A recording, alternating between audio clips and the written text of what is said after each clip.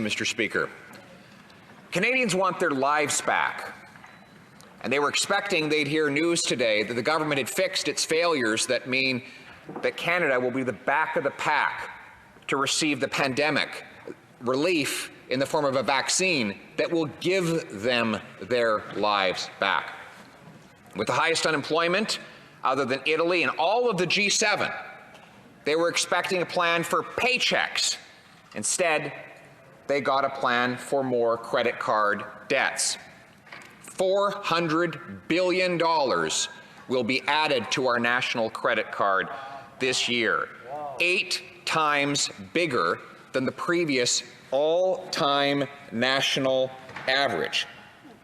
While Conservatives supported the CERB, the small business loans, the wage subsidies, those account for less than half of that record-smashing deficit. In fact, we've gone from a debt to GDP ratio of 30% to 56%. Now, within view of the default levels that we hit in the 1990s when Liberals were forced to slash health care to deal with the massive debt crisis that existed at that time. We are not at the cliff or even on the edge of the cliff, but we can now see the cliff, and this government is running towards it as quickly as humanly possible.